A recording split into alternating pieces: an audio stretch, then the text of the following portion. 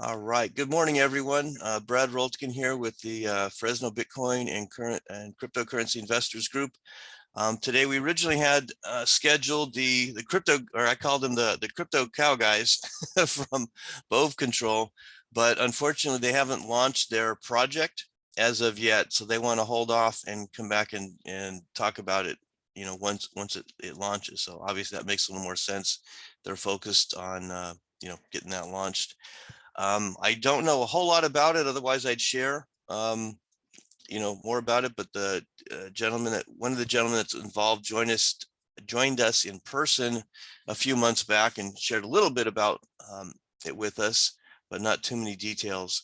So hopefully we will hear from them here in a couple months. So today I thought we'd talk about kind of what's going on in the news, crypto wise, and maybe kind of just discuss some of our favorite wallets, exchanges, and things that we've been doing to kind of just share, amongst each other. Part of the goal of the group is to bring, I lost my light. Maybe that's good. It's good or bad. Part of the goal of the group is to, bring information that each of us garner throughout the month, because there's just too much going on to try to keep up with everything. So that's always a good thing I look forward to, because I know Gabe gets into a lot of newer coins, and everybody kind of has their own little niche of what they're into and that kind of thing. I'm going to try this other light. Yeah, make me look like I'm evil. And okay, it's all right. At least I can see. All right. So first of all, anything you guys have you want to bring up, or actually first let me mention the Telegram link. I posted that in the chat group, or the chat room here. I'm going to do that again just in case you guys didn't see it or new folks jumped in. If you haven't been on Telegram, it's kind of just a big chat window that we can talk amongst ourselves. I'd like to keep it a small, group, so we can kind of post things throughout the month, in between meetings type of thing, questions, links to stories, interesting new coins, anything like that. Let me show you if I can share. I don't know if I've ever tried to share Telegram before, but let me see if I can share it just so you can see what it looks like if you haven't been on there already. Share.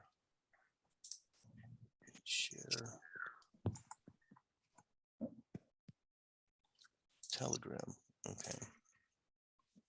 Okay. So can you guys see that okay? I can't quite tell if it's being shared. Can you guys see the Telegram with this video running? Yes. Okay, good. So on the left here are a number of different chat, they call them either groups or channels. Groups are a little bit smaller in the sense that you can have interaction between the members, where channels are larger for, celebrities to be able to just talk and a little more similar to Twitter, where they're just broadcasting. But ours is a smaller one, where groups, so everybody can contribute and that kind of thing. So these are different groups that I'm involved in, listed here.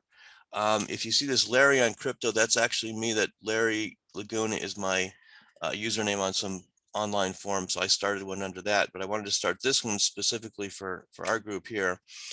And so if you scroll up, you can kind of see I started the group here, was it a week or two ago? And then Gigi has posted, a couple things. You can post links to stories, that kind of thing. And this is Gloria. She stays up with kind of some of the news, that kind of thing. So that's great. And this last one I just barely looked at this morning, where this gentleman was talking about how he mistakenly downloaded the Ledger desktop app, put in his password, and then lost 400,000 XRP tokens or coins. So, he's got a warning there on that. It's muted right now, so we can't hear it, but you could click unmute and then see that. And then you can, type your own message here. Welcome to the group. And then it'll come up. So, what I'm saying shows up on the right here, and then what everybody else is saying is here. So if you're in a conversation, you can kind of tell. And then you can reply to something. Like I could reply to this one to Gloria and say, thanks for posting.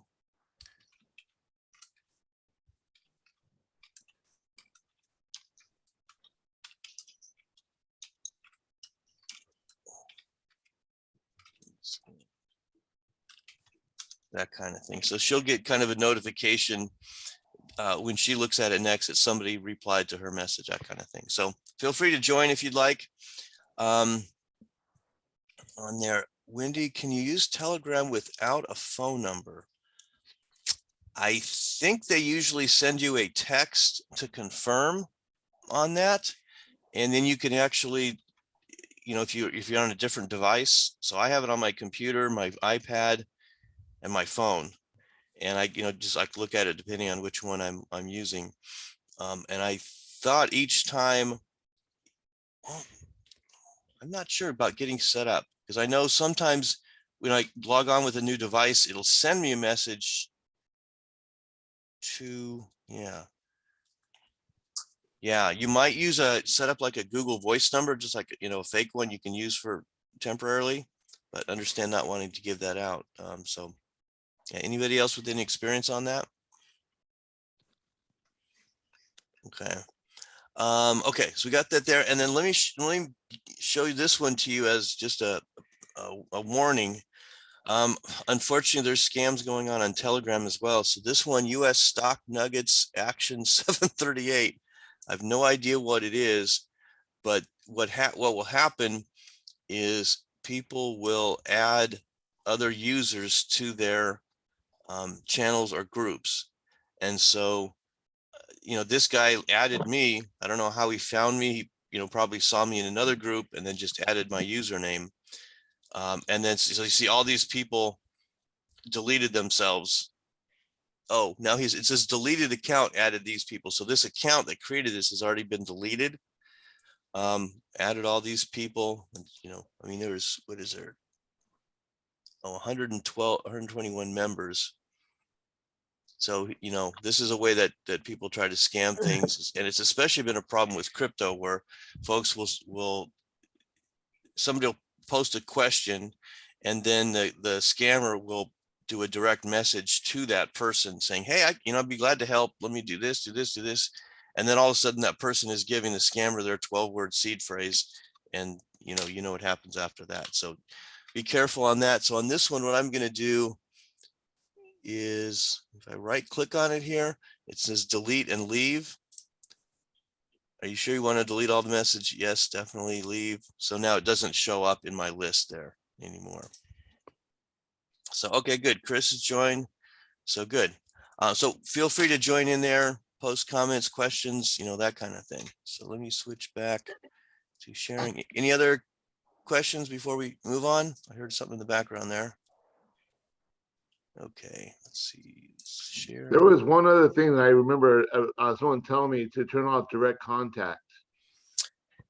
Yeah. Let's go in and look at that. Let's see if I can remember how to do that. I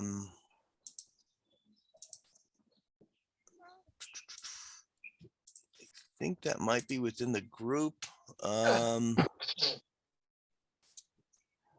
You can turn off notifications, which, you know, sometimes gets a little crazy with if every message that post you get a notification about. So you can go in by group. Good. Lady from Amazon wants to meet today.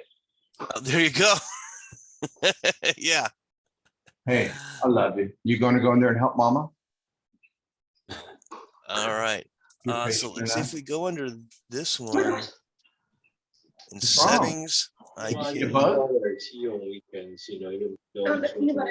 protein won't hurt you. There was peanut butter. Take it, you want to swallow. No, she just brought me in there to.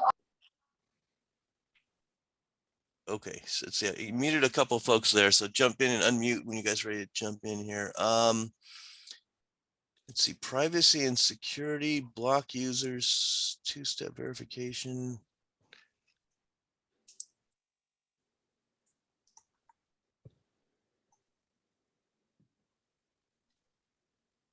I thought it would be under the security. Where there's one where you can say, don't allow others to add you to a group. And that's usually the best way to do it, because then you don't get added. Here we go. Who can add me to groups and channels? So I have it set to everybody. So I'm going to change that to just to my contacts. So if somebody's in my contact list, they can add me, which I don't even really use that. So it's going to basically say nobody can add me to groups. I'll hit save, and then that would have prevented me from getting added to that group that I just deleted. So yeah, excellent question on that. All right, so back to our other group here. Here's my screen. Okay, so big interesting thing I saw this week was this hack on BNB chain. So I don't know if you guys have read this or seen this or not. Too many things on my, some of the windows that aren't important here.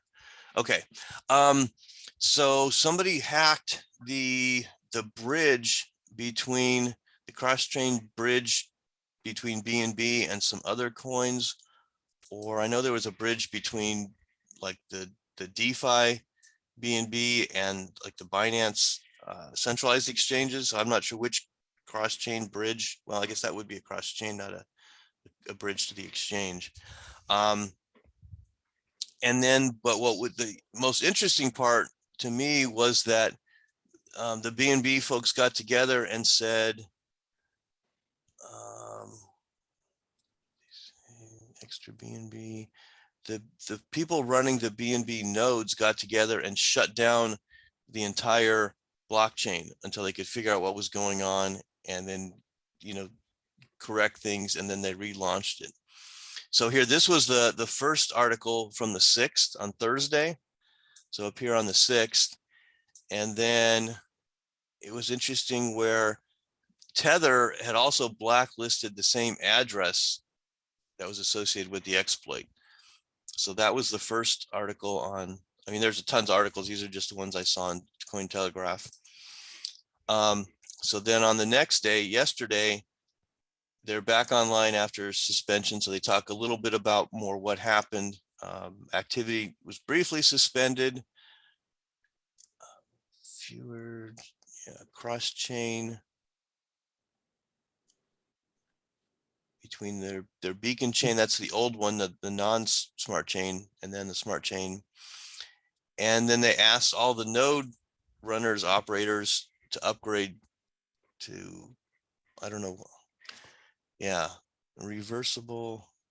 So just how they handled it was the interesting part. And the fact that they took down the entire chain for, I don't know how long, I think it was at least hours, obviously poses a threat to the ecosystem and, what you're doing or what we can do on a blockchain. Now, it's kind of equivalent to not being able to go to the ATM, if you're a Bank of America customer for an hour or two, maybe you can't use your Bank of America ATM at the grocery store or the gas station, that kind of thing.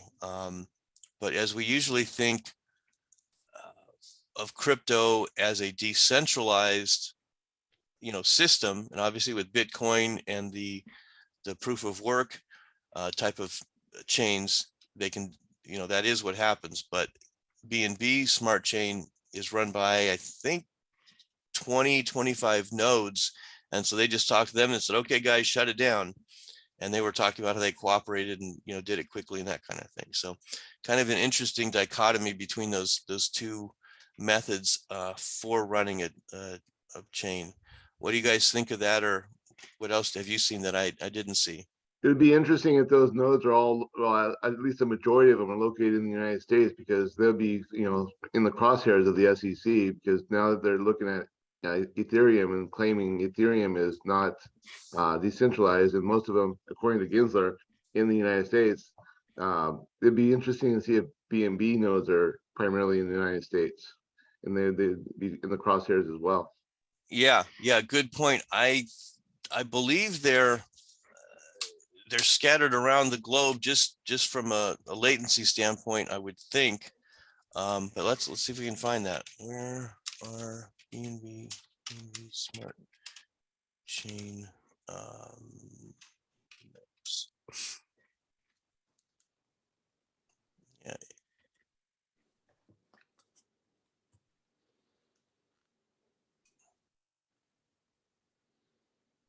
How to run a BNB Smart Chain node? Huh. I don't think you can just do it. It's just a thought. Yeah, no, excellent thought.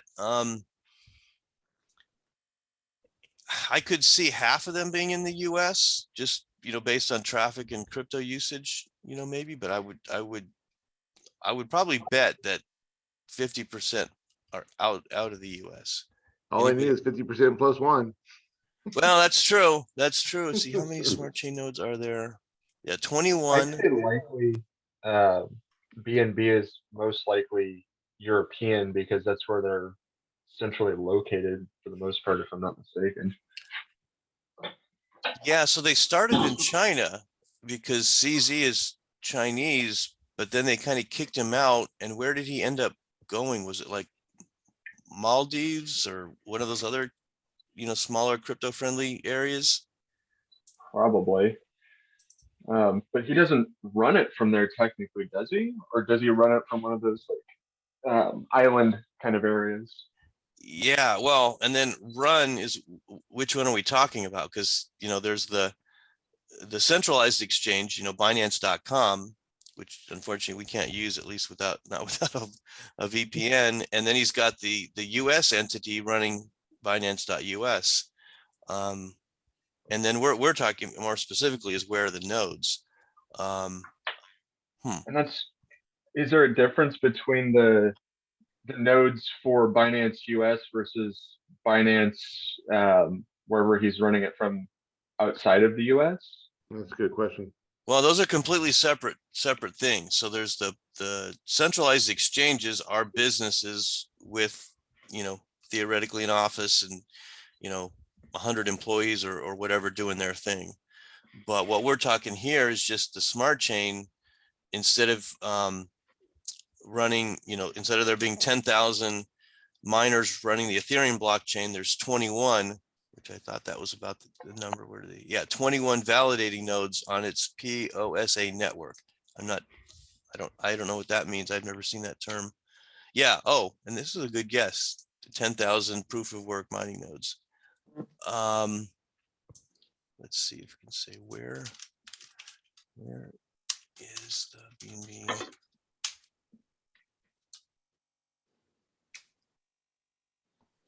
So there's kind of two different questions there, Anthony. I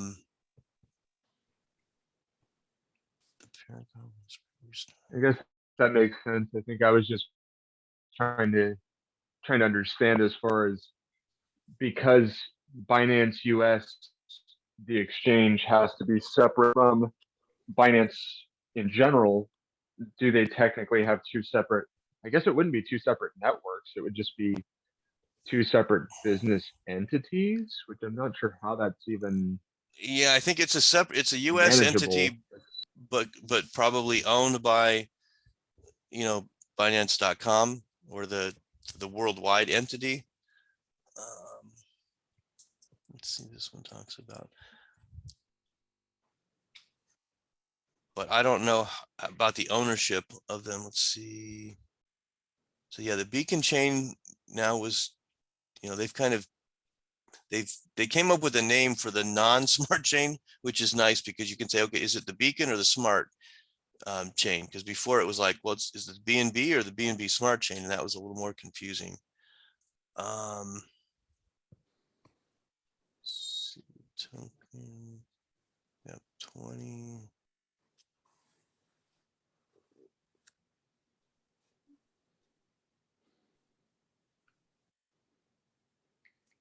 Yeah, I don't know. It's interesting. Okay. Well, if anybody Yeah. figures that out, post it in the Telegram group. we can learn a little more on that later. I tend to think that Binance is not decentralized, even though they claim that it might be. I think it all just is under the same umbrella. I don't think of it, sort of like I hate to say this, like you have Catholic and you have Protestant, and more like BNB is more like Catholic because you're kind of under that umbrella, whereas you have like Ethereum, it's more of a Protestant and different types. You know what I mean? Yeah. Now, I mean, just what the article talks about, how they were able to shut down the network, within a short time, shows that it is centralized. I mean, that's, we're talking definitions here, is it raining or is it not raining kind of thing. Right. It's pretty clear to Yeah. me. that, you know, Exactly. because theoretically, if 20 of those nodes shut down and there was still one operating, the chain would still be up. You know, it might be a lot slower. I'm sure it would be slower, but they kind of proved it, you know, shutting it down. So yeah, it just Kind talks of like about Solana in a way. You know, I haven't kept up with Solana. I did see something that they were having more technical difficulties lately. Are you doing much on that chain? I own, but I don't know much about it. I just know that it is kind of centralized in that way because they can shut it down like they have. You know, they've had issues. Let's just put it that way. That's exactly the article I read talking about the issues, and it sounded like this article that I'd read in the past couple of weeks was like the 6th or the 7th issue, you know, within less than a year or something like that. So it's kind of Right. like, yeah, they're kind of, you know, it's, you know, you're kind of losing faith. It's like when your football team, you know, starts off 0-5, you're like, I don't know, we could still win the Super Bowl, but Right. chances are not good, kind Right. of thing. So, okay. Was anybody affected on the BNB? Were you guys trying to do any transactions during that time or any? I was, you know, curious what it looked like from a, you know, operational standpoint. Mm. Kind of thing. Okay, good. Yeah, and again, Twitter, they referenced, you know, messages up on Twitter, and somebody, there's a couple of these articles had comments from Twitter, so that's, you know, always a good place to keep up with news. But I don't do Twitter in the sense to keep up with the news because there's just so much stuff coming out. I'm like, I can't keep, you know, you just can't keep up with all of it, kind of thing. But maybe you go in there and you could search for BNB hack or something like that, and you might get, you know, get some news if you hear something's up, that kind of thing. Okay, any other thoughts or questions on that, the BNB? On that, okay. The other one I saw a little bit earlier was this reference to, so we know, I don't know, do we have anybody super new on here? Let me see. Let's see. Saman, I don't know if I recognize you from previous. Have you been on before with us or? No, this is my first time. Oh, okay, great. Well, welcome. Just real Thanks. quick, where are you on your crypto journey as far as if you've been active long or just getting started? No, I'm just getting started. I am here to learn more about crypto. So, Okay, great. Let me post, if you or anybody else haven't seen it, if you go to videos.fresnobitcoin.com, that will take you to our YouTube channel, and from about the last 2 years or so, our meetings are recorded. So you can go back there and either be bored or hopefully learn something from those past meetings. So if you want to kind of, you know, look through on the topics and maybe start with what's interesting and that kind of thing. So yeah, welcome, and feel free to jump in with any questions. We might be talking you know, a little bit more advanced, but when we get back onto the wallets and exchanges and stuff, that will probably be good for you. Let me show you one thing real quick. I also do some other classes in crypto coaching on the side, and I finally put together this getting started page. I'm going to post that link in here as well. And this just goes through and talks. What happened is people would ask me about, you know, what about this wallet? What about this exchange?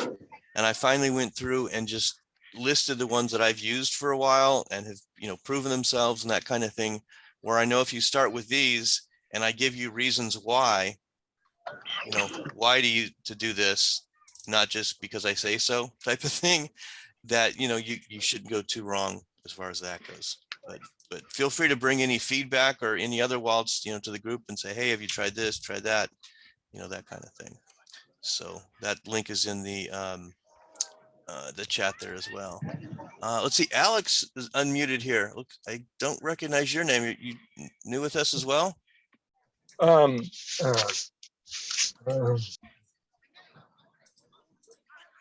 Didn't mean to put you on the spot.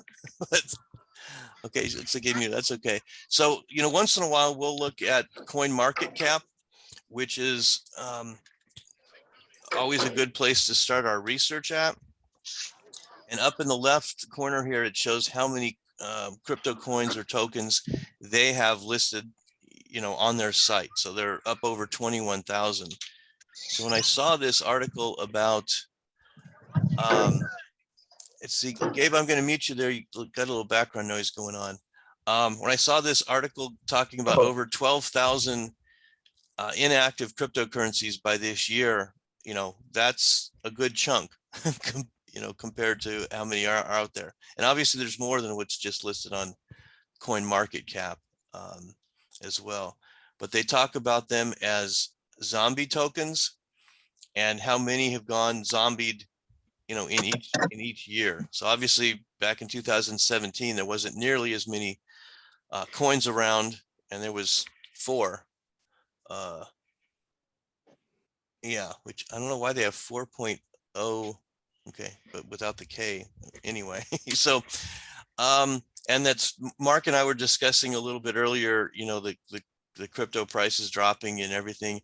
And so what's happened is these projects that started just kind of went dormant because people weren't all rah about jumping into these new projects and coins. And so maybe they're 80% launched, maybe they launched, a month prior and only 17 people bought their token. And so they're just kind of sitting in limbo. And I know I've tried to go to some websites and, Twitter accounts that are listed on their homepage. And it's like, oh, there hasn't been any activity for a year, 2 years, that kind of thing. So that's all. Just because our website is up doesn't mean it's an active project or coin or token. So you definitely want to watch out on those. Some people have talked about these new projects, whether or not they're intended to be scams. They have allowed you're able to buy the token on like a DeFi exchange like PancakeSwap or one of the other ones.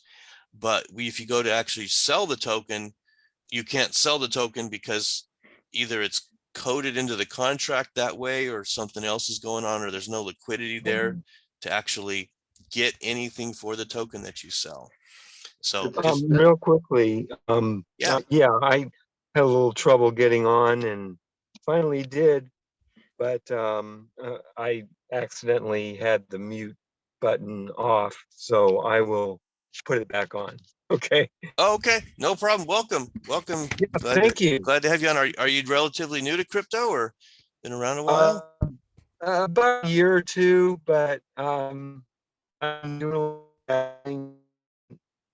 that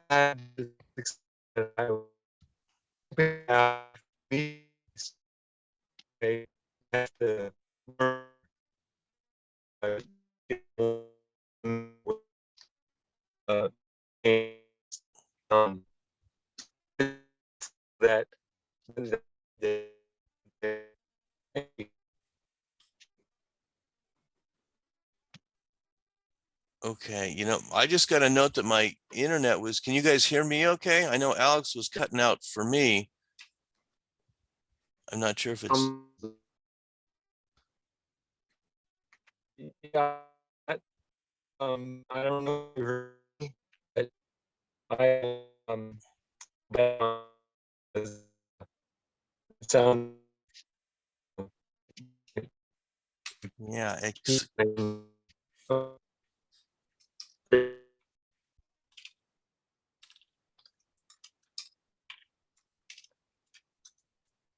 yeah, if somebody would reply in chat, I turned off my video, hopefully to kind of conserve some bandwidth on this end.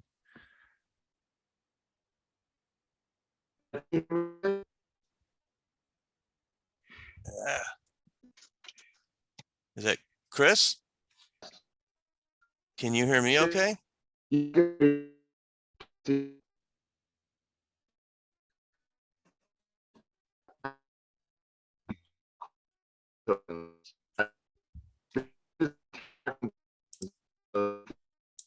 I think you're right. Hey, okay, guys, I'm back. Sorry about that. I think my Comcast It just went wonky. I'm on my cell phone now for hotspotting, so I apologize. Yeah, so bring me up to speed what I missed. Alex was sharing a little bit, but I missed that part. Oh, this is Chris. Did you hear what I was talking about as far as the zombie tokens? I didn't. No, repeat that because yeah, we were talking about that. Go ahead. So we were talking about the zombie, and I just want to note that it's a very interesting, so when you, and I use an example of let's say the LGB coin. Let's say you were spend $300 on the LGB, which is the Let's Go Brandon coin, out of just a shit skiggles. And let's say right now you spend $300 and now it's worth nothing, but you still you're holding on to the coins, but you can't sell them, you can't give them away, you can't do anything with them. Therefore, a taxable event doesn't happen. So if you can't sell them, you can't give them away or can't donate them, how do you report to the IRS that you spent $300 because you still own it, you still have it? So it's not like you can get rid of them. So it's not depending on how you bought them, that could be a taxable event. But if you bought them straight up with cash, usually not. So you report them with, let's say you buy them with Ethereum, and then you hold them, you can't get rid of them. So therefore, there's not going to be a taxable event. So the zombies are interesting because you can't sell them, you can't give them away. Therefore, a taxable event won't occur. That is an excellent point, and we're going to talk about the taxation part of it next month, just to kind of plan a little bit to possibly do tax loss harvesting before the end of the year and that kind of thing. But you're right, in your example where you went from Ethereum to the LGB coin, that would be a taxable event for the Ethereum, but Yes. it opens a transaction or starts that for the other one. Right. And you'd have, so I don't know if you could like report that like as a loss. It's almost like if the network went away and you lost your coins, you can report Right. that as a lot. Now that, that's not as clean of I've never done that before. And I've actually lost some coins when Yes. an exchange went away. Yep. So that's a very good point. It's just an interesting observation on the zombie.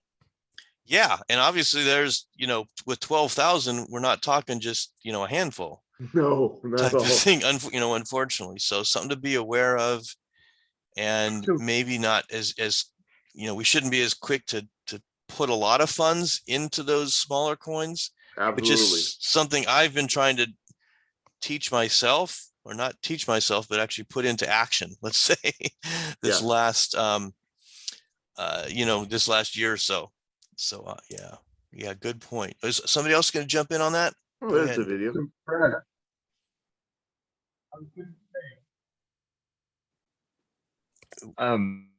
I could be wrong on this, Brad.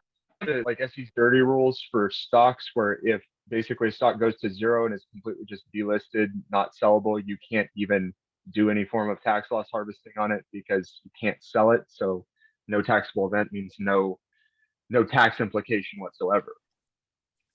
Right. That's what Chris was mentioning. And I think there's some way where if say your Fidelity account got hacked and somebody stole your 10 shares of IBM, somehow, and you couldn't get them back, you would have lost that, those shares. And I think there's a place to report that. And so that's what I was kind of equating it to with Chris's example of kind of having the coins or tokens locked, locked and not being able to move them or do anything with.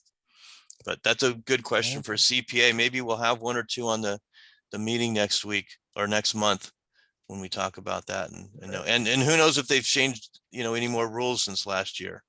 Yeah, it's ever changing. Exactly. I know last year was an interesting one for the taxable part of it, because I had done so much. Well, actually, I had worked in DeFi back in 21.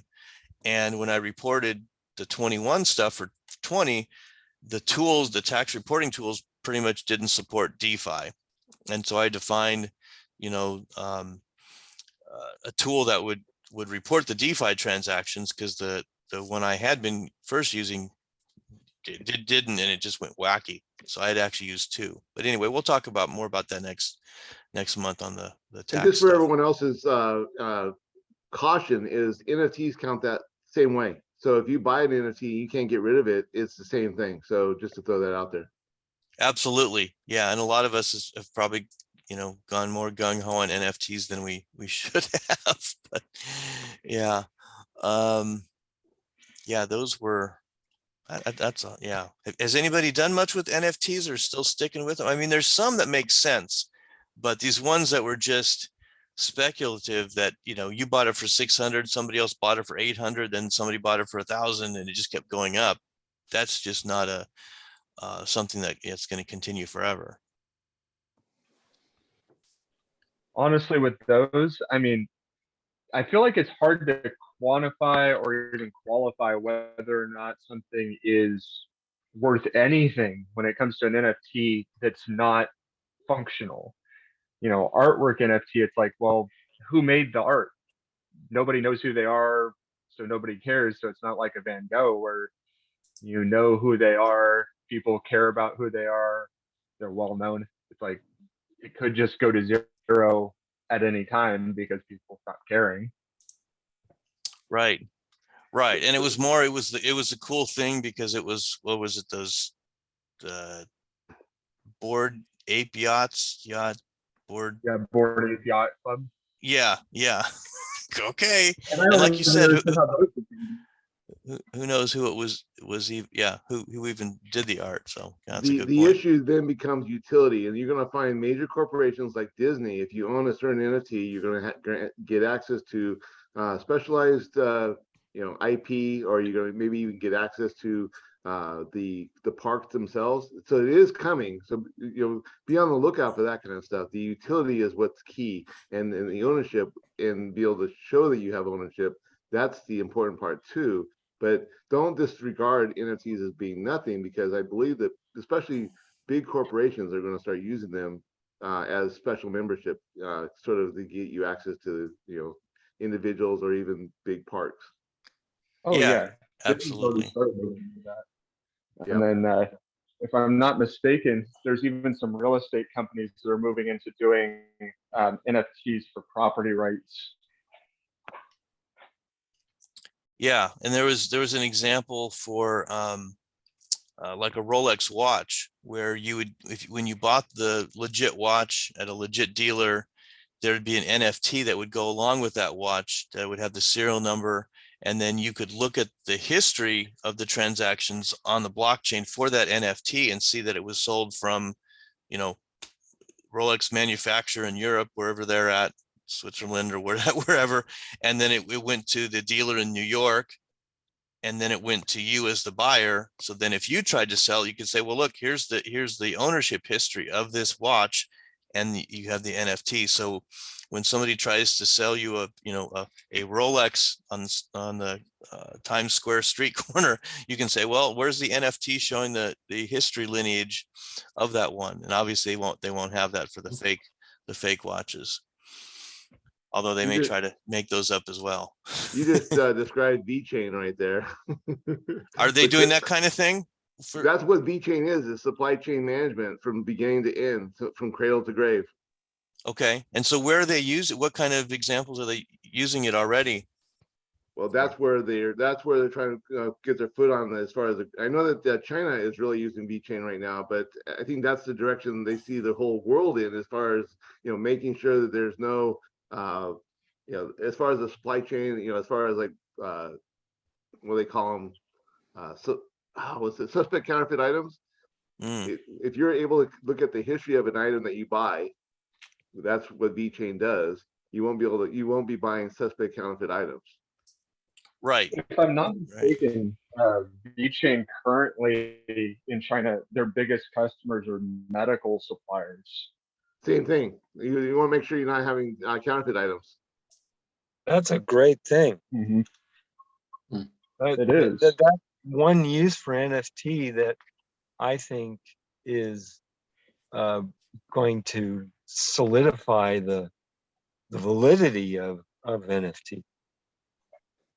Well, that's a better, probably, really like Chris mentioned, is a better use case for it than just some JPEG Artwork. image. Yeah. Mhm. Kind of thing. So for sure. Here's a question.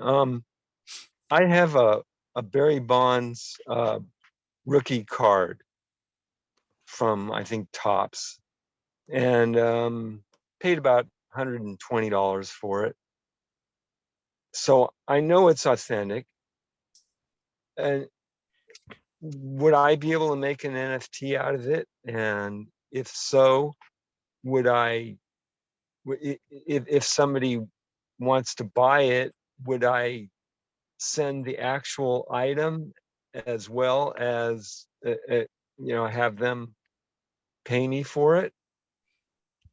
Well, like in the example with the Rolex watch, you would sell the card and then give them the NFT, transfer it to their wallet type of thing. As Right. far as just creating it yourself as a one-off, I don't think that's going to have, the legitimacy of, compared to if Topps created, Topps would need to create it so they could show the purchase history, from them to the Oh. retailer to you, or from, maybe you bought it from some other guy down the street, whatever, but at least show that purchase history back to the manufacturer. Type of I thing. see. So, What you could do is have someone like CSG, they do baseball cards, and they would have to certify that it's they put it in their little container and they actually give it a 9.8, 9.7, 9.6. They actually say, what condition it's in. And then once they certify or verify that it's actually a card, you could probably create a NFT that goes with the physical and then try to sell, use the NFT to sell it. But it's going to cost you money to get that. They're going to have to do a certification of that it's actually. I know you believe or that it's real, but until you have the certification, then that any potential buyer won't really take your word for it. They're going to have to. so it's confirm just that- like a painting or whatever.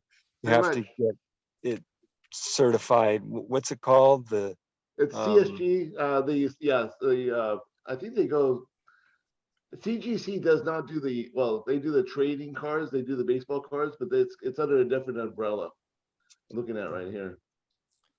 Do Trading they cards. do they put any kind of serial number or certification Their, number their on? own. They have their own certification number, and you can actually do it like a scan, a QR code, and then it goes to their database, and then that way you can verify. Whoever wants to buy it can verify that it's actually been certified by them.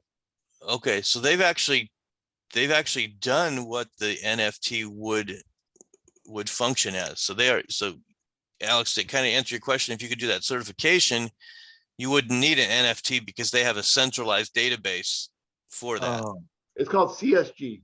CSG does the certification for baseball cards.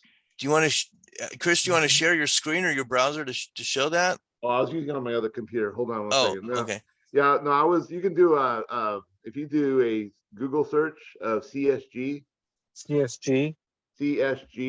and you just do DSG. collectibles, DSG. Okay. certified collectibles group. Okay, so you have, you can actually, and they have a whole umbrella. They could do stamps, they could do comic books, they do all kinds of things. They do paper money, but if you look at CSG, let's see, C is in cat. C is in cat, yes. SG. Certified collectibles. It looks like it's CCG. Well, okay, so there's a whole umbrella of them, right? So the coins are CC, let's see, one second. So you have NGC, you have NCS, PMG, CGC, which is, you have the tradable cards, the CGC. So it's, let's see, is this baseball cards? No, these are Pokemon cards. Do you want to share your screen there, Chris? Let me see if I can find it, one second. I can share mine, but you'd have to walk me through it. See. I did get to the site. It's collectiblesgroup.com. Collectiblesgroup.com. Okay.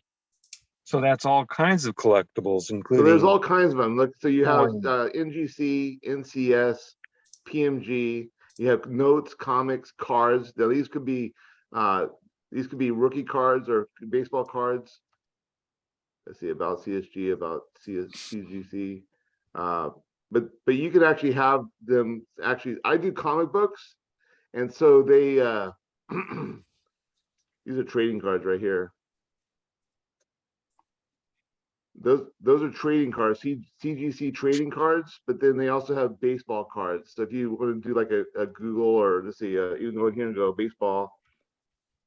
What's a trading card if it's not a baseball card?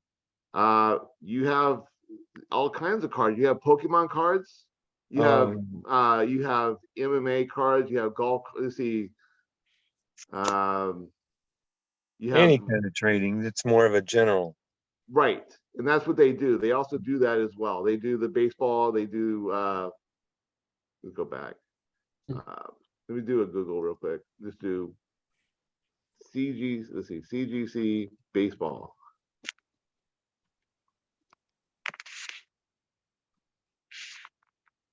And so you have the sports grading, certified sports guarantee to see trading cards, sports cards. But anyways, the CGC is the one that actually does it. So you can actually, I've actually sent in baseball and football cards to them. I think it's Wow. CSG. I'm going to not share anymore. Let's see. How do I give up the shares? There we go, right there. Yeah. That's just an example of what you can do is having it certified. My thing was the NFT. Anyone can create an NFT. You always create an NFT that goes with it, but then it might be Topps might have a problem with that because it's their brand, their IP. Oh, I see. So I should check with them and find out what they're doing. I know that for basketball, there's this hot shots, I think, and they made a whole bunch of NFTs out of basketball shots, famous ones, and Oh, just photos? they're selling them. Are they just the photos? No, whole movie clips. Oh, videos. Okay. Okay. So like a Yeah. 5 or 10-second video clip. Exactly. Okay. Yeah. So if you owned, if you were the one that filmed that or took a picture, that kind of thing, then you could theoretically sell that and you have that unique IP or, whatever you want to call it that no one else does. I think the NBA has a whole website about that, and they're So I want to share this as offering well. These are baseball NFT. cards by Topps. If you look at these, this is using Wax P. So you have all these. Topps actually has, these are all NFTs. These are actual NFTs. If you go like this, you go like this, Yeah. you actually see them. You can click it and go back, look at the back. These are Oh. actual NFTs. Wow. And so this right here is Atomic Hub. And they actually have, let me go back on this. I actually, because I'm in the Bay Area, obviously, or, let's hold on a second. I actually have, let's see, San Francisco Giants, and I have Oakland A's. Uh-huh. And so you can actually buy them already as NFTs, and they're really not that much. If you look at, for example, I hate to do this because of the market. I bought these back when the market was higher, so you're going to see how much I paid for them versus how much they're worth. They're not worth very much. So right now it's worth $8.60. That's the lowest listing. I paid $10.38, but I purchased it, For back what? for this one right here, the Liam Hendricks. You can see it right here. Can you see the? Am I sharing it? Can you Yeah. guys see Yeah. that? We see it. Yeah. Uh-huh. So they're exclusive. They're Topps. So you can see 70th anniversary. I mean, this is kind of off target, but it kind of addresses your baseball thing as far as NFTs. They have them all. I mean, Topps has them, and they're online right now. Anyways, you go through the Atomic Hub, and you can actually create an account and actually buy. So just thought I'd share that with you. And some of them are good. I mean, especially I think Now, if somebody bought one of these as an NFT, would they get the physical item as well? no, I think let's see one second. I think I bought this one right here. I just got this one, Aaron Judge, because of the home run record. So I thought that'd be kind of good. Yeah. So I have that one. If I click on it, I can actually. You don't get the physical. You only get the digital, and if you're, betting on the future as far as digitals are concerned, and it really wasn't that, as far as how much I paid for it. I don't know you can go there, but that's just another example. Yeah, But only that's good. one person can get that NFT. Let's say Aaron Judge.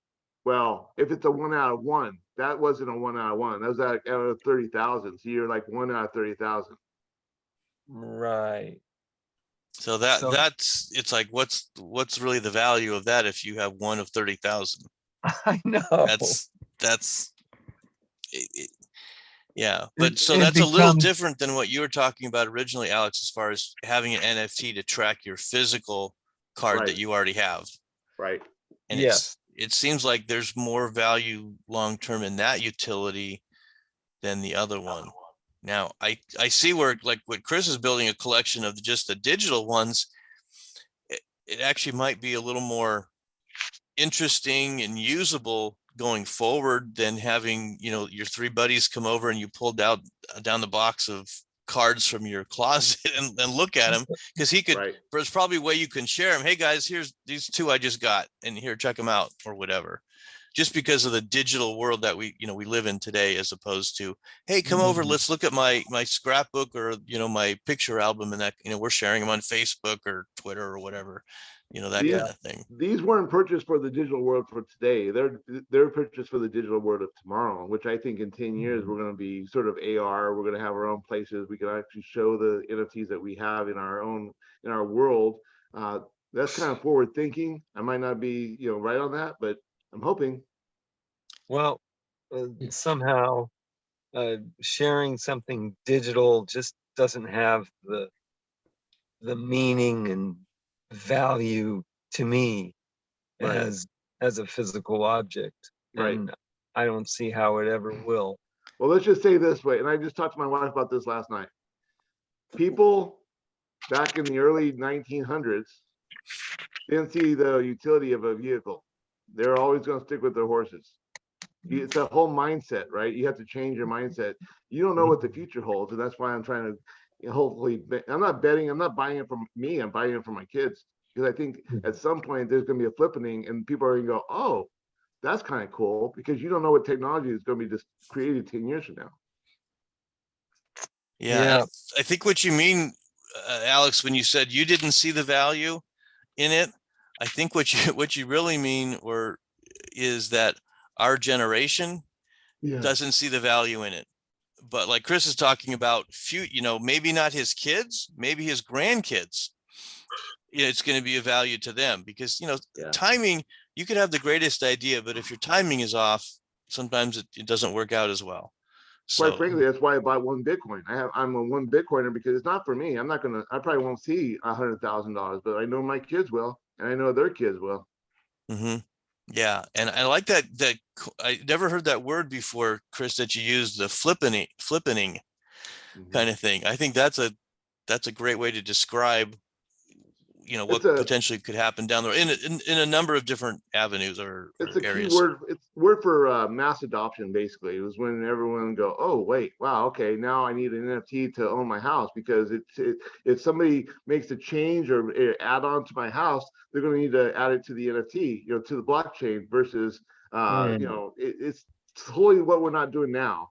It's like forward thinking, and it's that light goes on, and all of a sudden society is like, "Oh, I see why it's important." Right. Or the next generation of people that are working at the offices doing that. They're like, why are we doing this on paper? We should be doing this on the computer, kind of thing. Absolutely. And I mentioned that because that's my day job. I'm an appraiser at the local assessor's office.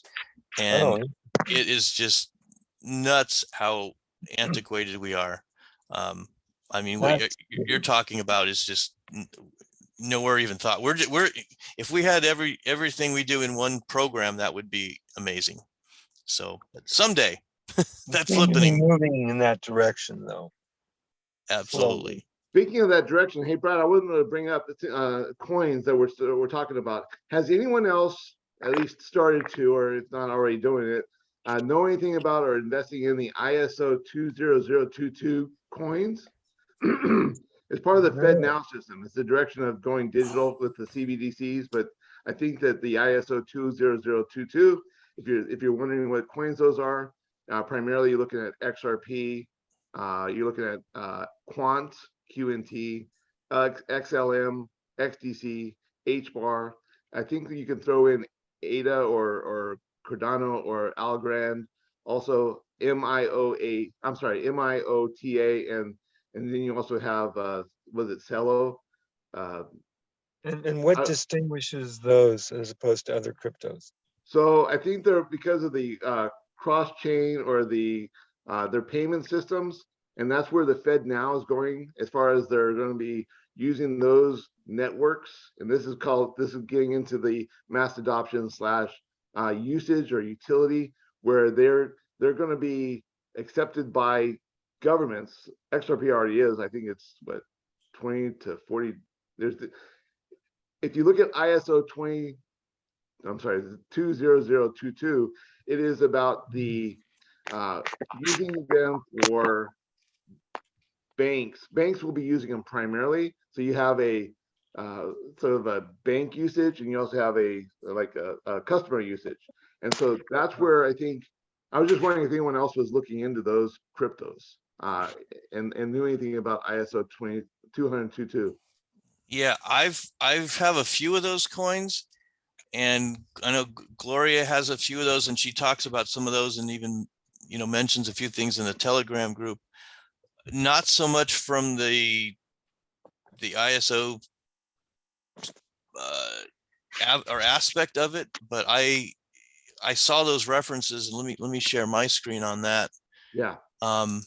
And to me, it legitimizes kind of what's going on. I don't fully understand it yet, what's going on. But yeah, so that this, and if you haven't heard of ISO, they're basically a universal group that standardizes processes. So, and the first time I remember hearing it had to do with like production or manufacturing processes. And I don't even remember what number it was, but it was only a 4-digit number. And so these manufacturers would claim, hey, we're adherent to the ISO 2001 standard for making shoes or whatever they did, kind of thing. So that's my background with them. But here, like they talk about a single standardized approach to be used by all financial standards initiatives. So when they do something, they're going to do, okay, we're going to do it to this standard. Everybody's going to be on the same standard and can hopefully talk to each other probably cross chain and cross entity, bank to bank, that kind of thing. Would that have something to do with the central bank? Absolutely. Digital, what is it? Currency? CBDCs, yeah, the central bank digital currencies. Yeah, And I've heard. So that. in my mind, these are all moving targets, and how they're going to work together is the interesting part. So probably the more we know, because this ISO group is not just something that sprung up overnight, some crypto dream that a couple of guys had over beers at a nightclub, which seems to be how some of these projects get launched. So, this is legit, and I would put more credence in, and learn about this. And I'm actually going to try doing that myself. There's even a book here, the Dummies book. So, yeah. So let's see. I want to share this. Oh, let me stop sharing, and you can share, Chris. But yeah, Oh, no, I was going to share the picture in the no, here we go, right here. I'll caption it ISO 20022, and I'm going to send it. I just shared it in the Telegram. in Telegram. Okay. If you go to Telegram and look at the what I just shared, you can click on it using your screen if you want.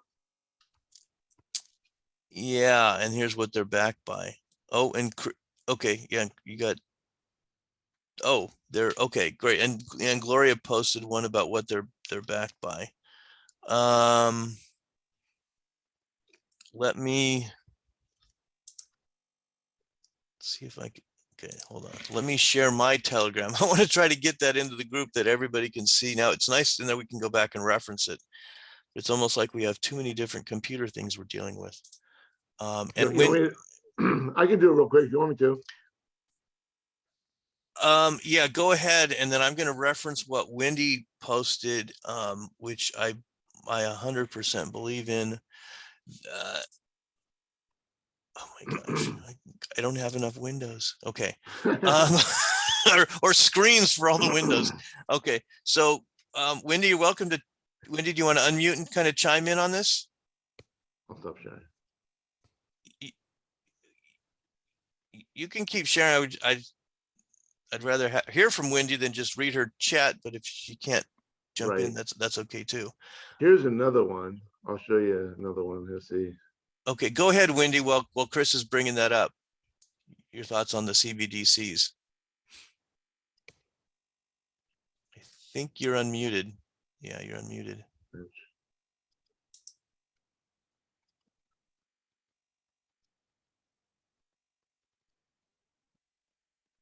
Oh, well, now you're muted, Wendy. Okay, well, where's that other window? My chat is, get to my chat. Man, we've never had so many technical issues. Okay, so she says, okay, I see the chat there. Wendy, thank you for trying. She says, I'm extremely cautious about CBDC and universal standardization. It can lead to tracking and controlling how an individual can spend their money. I think we all are, but see, the problem Yeah. is it's going to happen no matter what. And so it's just a matter of how do you how do you address it? So if you look, hold on. The ones on the screen right here, CBDCs are only a part of it. It's not even the part. It's not even, you know, if you look at the system, you have JP Morgan Chase, you have all kinds of other corporations, but you have other cryptos that are going to be separate from the CBDCs. So they're going to be using, they got Quant, they're going to be using separate, they're actually going to be using cryptocurrency in addition to their own individual dollar coin or whatever they're creating, right? So it's going to be separate. So the dollar coin is not going to be, you know, worldwide. It will be. It's going to. They have to try something that's going to replace the dollar because what's doing right now, the fiat's not working. So they got to come up with something. But that's not going to replace all the other cryptos that you see on the screen right here. It's big. That's why I wanted to bring it up. And it's going in that direction. And so it's not financial advice, but you can look on YouTube. There's a lot of people talking about this. And so the more you have of, let's say, XRP, I know right now it's kind of hard to get XRP. I use Uphold, but you know, or XTC. XTC is even harder. I mean, I use what is it? I use another exchange. You won't have any exchanges right now because XTC is about it's in the Far East. XTC is Far East. Quant right now is big. XLM. These are cross-chain. What do they call them? They're global standard for financial information. So each one of these will be helping the institutions both at the bank level and the individual level. Yeah, So I've seen charts like this before.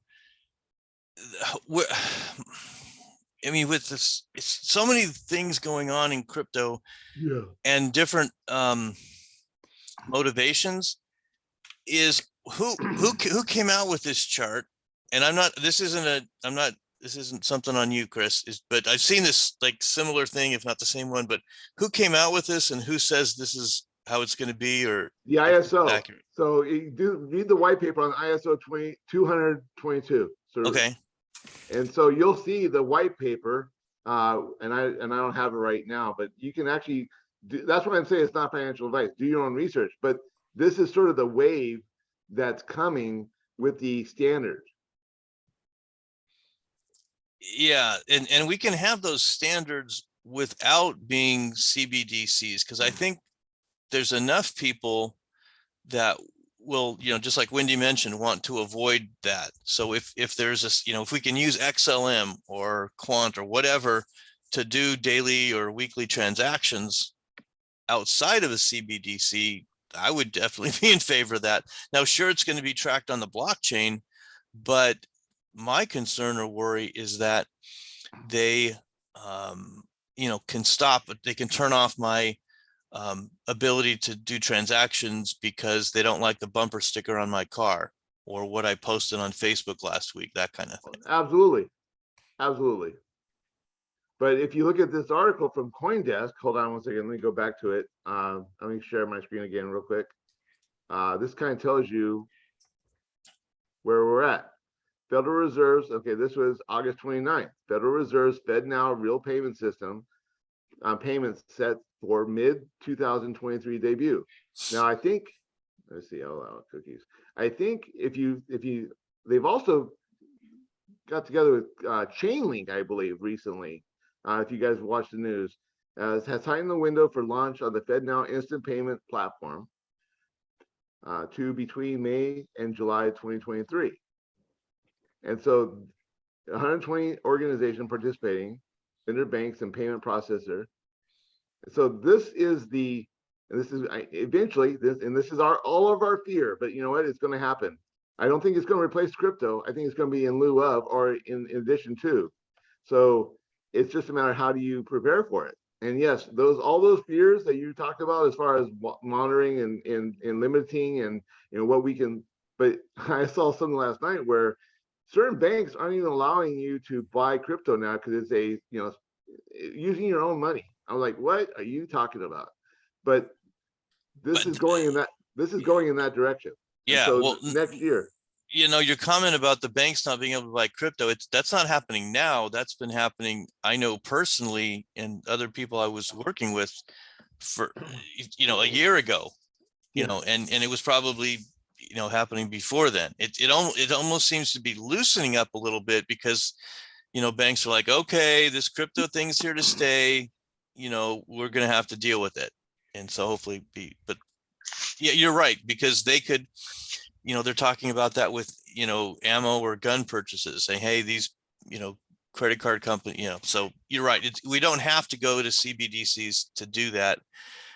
We might end up going to a store and you're like, well, you can't pay in cash because we don't have cash anymore. You can do the CBDC method, or you can do your Bitcoin wallet. And we do the Bitcoin wallet. Maybe they're using the Lightning Network to facilitate those transactions, in a faster, more economical manner. So who knows, but we might have to kind of almost go backwards a little bit with the number of forms of payment that we use. So we'll see. Now, Gloria was trying to get in. Gloria, you're in the Zoom system here. You're unmuted. So I don't know if you can talk now. We haven't heard you yet. Maybe your device is muted. But go ahead. Yeah, we still don't hear you, Gloria. If you want to make a comment in chat, I can kind of relay that. But maybe check on your device or something. I know I saw you connected with audio, and that's all good. So yeah. Okay. All right, we can work on that maybe later, little Gloria. Okay, good. Yeah, Michael, do you have any comments on this? I know this. Yeah, you've been in crypto for a while, and I'm sure you've got something good to share with us. Well, I have one question. Go ahead, Alex. Thanks. Who's behind this ISO 20022 specifically?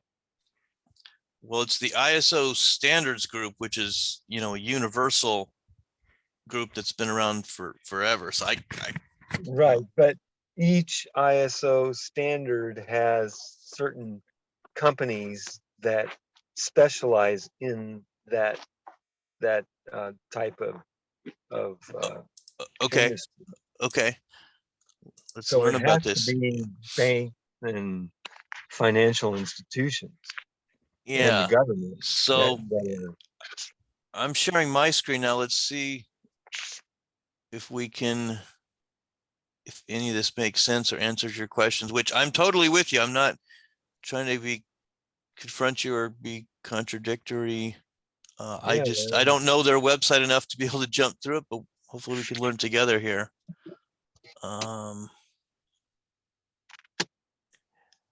It sounds like what you're looking for is a list of, banks and entities and that kind of thing that are Yeah. behind it, kind of like contributors. who are on the board of directors type of thing. Who's making these standards, and how much control do we have over it? Very little. What if we were a shareholder in one of the companies? How much control would we have? That kind of thing is going through my Yeah, mind. yeah, let's see.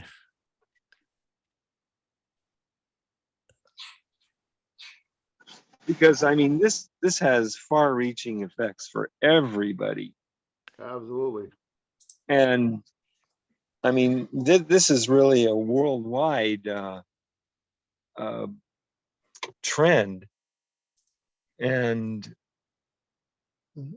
most people are probably very ignorant about what's happening. And even though it's going to affect them directly. Yeah, and I mean, we're geeking out on this stuff, and I don't know of any other group or group of people that I work with that would even think or talk about what we're discussing today. So it's not the kind of thing we're going to, talk about with our non-crypto friends. Well, I'm in other groups, and people are starting to talk about it. Okay, good. Yeah. Not specifically crypto, but Okay. I mean, are they're referencing the ISO standards? not to that specificity, Okay. Okay. but talking about the CBDC. Oh, for sure. Yeah, those are becoming a little more, mainstreamed kind of thing. It's, especially that term that, when everybody starts using the same term and then, oh, we're talking about the same thing. Yeah. And I think, oh my gosh. Yeah, maybe this is the homework we need to post So this there have link. been, I can't find it. I remember reading it though. There are several countries, I mean, I'm talking about in the dozens, have adopted this standard. And that way everyone can be on the same page. Right? Who developed the ISO 222 messages? Can we look at that? ISO. It says it was first introduced in 2004. ISO 222 was created to give the financial industry a common platform for developing messages using a modeling methodology, a central dictionary, and a set of XML and ASN1 design rules. So ISO is a separate entity itself. Right, but ISO 222, it says that any community of users or organization can use it. Well, okay, but who's developing it? And what kind of say so we have? Well, I don't know if there's a say so. I think that they're just they're getting on board, so to speak. That's what I mean by adoption. Yeah, and this part, what we're talking here, because we're really getting into the weeds, is think Yep. of this as how freeways are built. And so you've got, the fast lane is on the left, and then you got the slower lanes as you go to the right. Off ramps are generally, on ramps and off ramps are usually on the right side of the freeway. And there's overpasses, and the overpasses are so high above the rest of the freeway so that semis can get through. That's the kind of thing we're talking about. Not specifically what's driven on the freeway. So there might be this ISO standard, but there can still be drug money and hijacking funds and stuff that go through it. But this is how the banks are going to communicate with each other. Maybe how a centralized exchange communicates with a bank, or how a centralized exchange works with a pension fund or that kind of thing. So these, communications between these are basically replacing the SWIFT system. Is that a good way to put it, Chris? Yes, yes. And I don't bring this up I bring it up just to say, one, have you guys even heard about it? Two, maybe you might want to do your homework to figure out more about it. I have, and I'm looking at, there are certain cryptocurrencies that you might want to look to, and because once you have mass adoption or even government adoption, so when you have FedNow saying they're going to be using Chainlink, for example, it might be a good idea to jump on Chainlink now before mass adoption. That's all I'm saying. Yeah. And what about, how does this relate, as far as you're aware of, with the quantum financial system? Well, that's where QNT, I think QNT, that's one of the reasons why QNT is so much more than any of the other ones. They're more of a heart of the system. If you look at the value of QNT right now is $144 compared to XRP 52 cents, Cardano 42 cents, Algorand 33 cents. I think Quant is really the heart of the system, and that's, I've only got 3 Quants, and I'm like, okay, well, if it ever goes, to the moon, then I've kind of got something. But I think the Quant system is a key part of the whole system. Okay. And now now is that specific, is that the QFS or the quantum financial system? Or I'm not familiar with quant, but I have seen references, and I'm trying to learn about the quantum financial system, which is more of the big umbrella picture. Right. on And all I think this. that's part of, you look at what I shared in the Telegram, I think that's part of the system right there. I think Quant is part of that. Okay, so quant is part of the quantum financial system. I believe so. Okay, okay, and what role each of these are going to play is yet to be seen. That's correct, type but it's of more thing. speculation than anything, right? So it's one of those things where you have to, it really is, a form of gambling in a way, really, because you don't really know what the future holds. But we are all very early in this whole, mass adoption of digital, and it's not just CBDCs. They're going to have their own, when the banks or the central banks come out with their own dollars, and you start getting paid, if you're a federal employee, you start getting paid through the CBDC. It's going to be separate, totally separate from cryptocurrency, and that's going to be a whole different animal. And then you can YouTube all that, as far as, because right now, you have the WEF, the World Economic Forum. Mhm. and you have you have a social ESG, I think it is. You have a social score, and that ties into and you have individual identities, I guess, digital identities. You can't have well, everyone's going to have it. It's all going to be part of the same future, but it is scary if you look at it that way. But this right here, this standard, is totally separate than that. Yeah, and it's more just a communication standard, so that's yeah. But it's part of it. Hey, I think we can hear Gloria. Was that Hey, you? Brad, I switched browsers. Brave won't let me do that. So I switched over to Safari. So I was able to get in. Excellent. But anyway, I wanted to say about those ISO coins, those are all with the new quantum financial system, which is the one that's going to replace the banking system we have now, which is archaic. We're in the change right now. So that's why I'm invested in XRP, XLM, XDC, IOTA, and what is the other one? Anyway, I posted those HBAR. I posted those on the our new Telegram that you just did. So they're all on there. But that ISO 2022, when that switches over and goes liquid, then the new banking system will go liquid. We're in the middle of the switchover right now. It is so big and so huge. I don't understand it all, but it is very important to learn about this. Very important. Yeah, learning may not be the best term, because I don't know how much we can actually learn the whole thing. I mean, our heads would explode. Oh But yeah, it's maybe huge. a better term would be to be positioned correctly. And like Chris mentioned on the quant, it was $144 now. Bitcoin used to be $144 at some point. Yeah. And so, maybe buying one or two or a half or whatever may not, be a bad idea. And, the other coins are obviously a lot lower. You could buy, 20, $50 worth and have a couple hundred or whatever. I would That kind of thing. definitely buy XRP and XLM for sure. No question. Yeah. Because once those are going to go to the moon, once we switch over complete.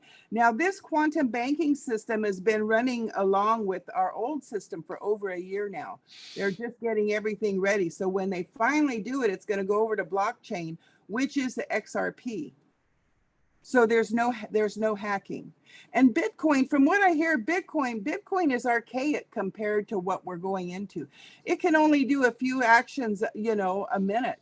I mean, when you get into blockchain with XRP, you could do millions of transactions per second. So it kind of just cancels out that Bitcoin.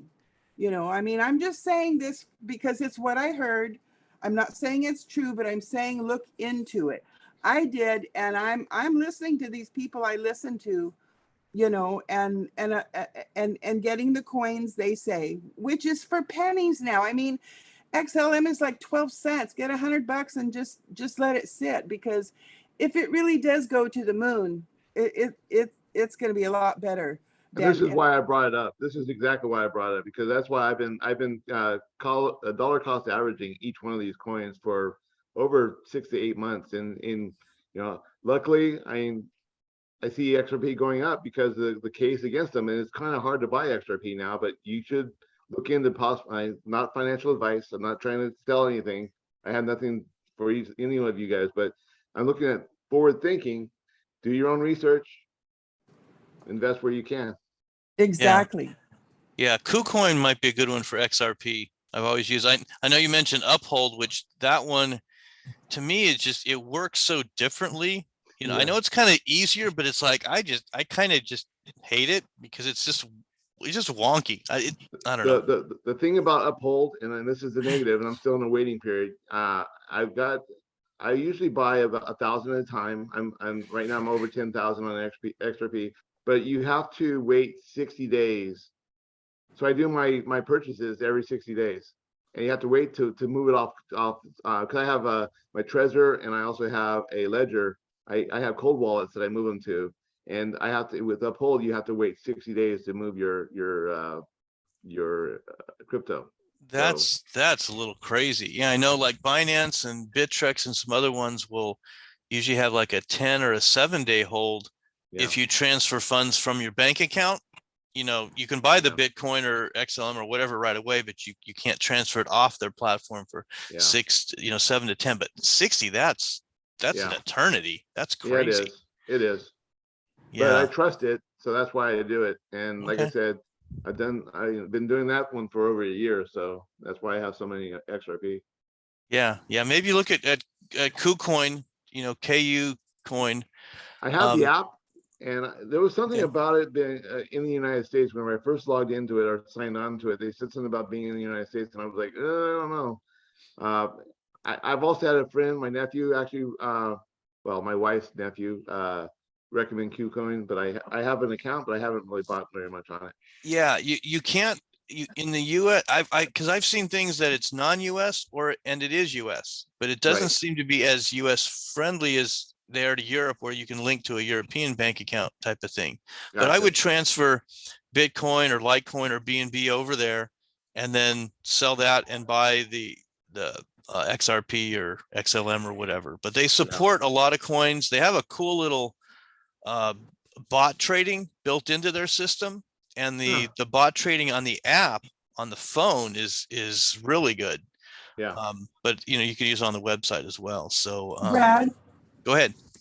I usually buy my XLM on Coinbase, transfer it over to Exodus, and then I swap the XLM for XRP right on Exodus, and it's real easy. And if I can do it, anybody can do it.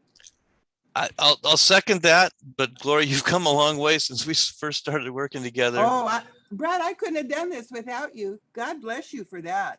Yeah, I love being in this. I love being in my Lobster wallet too. I don't hear anybody talk about the Lobster wallet, but I absolutely love Lobster Wallet. And the Lobster Wallet, they talk a lot about that ISO 2022. Yeah, good point on the exodus, swapping from one to the other. That's a popular thing that more wallets are doing. It's probably Yeah. not the most economical way to do it, Yeah. but it certainly is easy, and you don't have to transfer coins as much back and forth and that kind of thing. So it's, Well, you know, an interesting thing I heard that when we go to the new banking system, which is the QFS banking system with XRP, they said that the government didn't really want us average people to buy XRP. XLM is for regular people's transactions. That is So, true.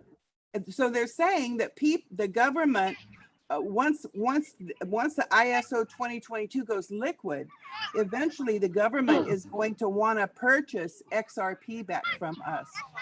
I've heard that too. Yeah. So, I mean, I hear these things and I figured, well, what the heck? I mean, I just figured I'd be prepared. And if, what do I have to lose? You know? Absolutely. yeah, it's always don't invest more than you can lose, you know, type of thing. Exactly. But at the, you know, 12 cents a piece or whatever, hey, you know, get $50 worth and you'll see what happens, you know, kind of thing. Exactly. Sometimes it pays off, sometimes not so much. Hey, all right, Gabe, I muted you. It looks like there's some background noise there. Did you want to jump in? I think did we talk about XRP? Yeah, go ahead, Gabe. No, I'm good. I put it on mute. I don't see why you could still hear it. Strange. Yeah, I think I muted and I think we both muted at the same time, and so it went off and on or whatever, but all good. Thanks for joining in today. Mark, any comments from you? I don't know. I can see you sitting there. I don't know if you're jumping to get in or have any questions or thoughts to keep moving us forward. Just enjoying the conversation. That's it seems like a very interesting group. Yeah, I'm kind of glad that the Crypto Cow guys didn't launch, and this has been a good discussion and just awareness of how it, you know, it's potentially going to work. I mean, we're not really going to know. And like Gloria talked about, they've been testing this for a year, which obviously, can you imagine if, you know, we switched over a new system and, you know, 5 million customers of Wells Fargo, if their checks didn't get direct deposited like they were supposed to on Tuesday, and, you know, these kind of things, and wait, take down the nodes and redo the transactions, it would be nuts. So obviously it's not going to be a quick, easy process to switch over. And I'm glad to hear, you know, there's a lot of practice. Brad, it's absolutely global, and it's gone on for like the 10 years that I've been in this. And another interesting thing I heard about Deutsche Bank and the Swiss bank, Deutsche Bank has trillions of dollars worth of fiat, but they only have like 40 billion in assets. So that's why they're folding and they can't make any loans. They're broke because fiat is zero. So they've got really no gold or anything backing what they're doing. So it's really interesting what's happening in the banking world. Yeah, that's a whole nother discussion, which, you know, is probably why some of us are here in the crypto world. But let's not go down that rabbit hole quite so much today. Wendy mentioned that we can get XRP on the Bisq platform, and I've heard of it. I haven't tried it. Has anybody used Bisq or it looks like they want me to download something to my Windows computer as opposed to going to an exchange with my MetaMask or that kind of thing. Bisq for all your BTC. Huh. Yeah, maybe we'll have to have another discussion on it. Is it? I'm going to make a note of that one, because, you know, when these things come up a few times, and I'm like, hey, maybe we should, you know, learn a little more, educate ourselves. Oh, good point. Wendy says, works on her computer, no personal info is given to Bisq, which I know a lot of us like to, you know, maintain our anonymity, which, you know, why do we need to give up this information just to buy something? You know, if I go buy $20 worth of gas, does the government need to know about it? Does Wells Fargo need to know about it? I mean, obviously, if I use my debit card there, they will. Oh, okay, Wendy, I'm itching to hear or learn more on Bisq. I think I'm going to spend more time. She's talking about running a node, which I like getting into that part. Okay, maybe we'll have to have a little overview on Bisq in the future on that. Good. Any other thoughts or comments today, guys?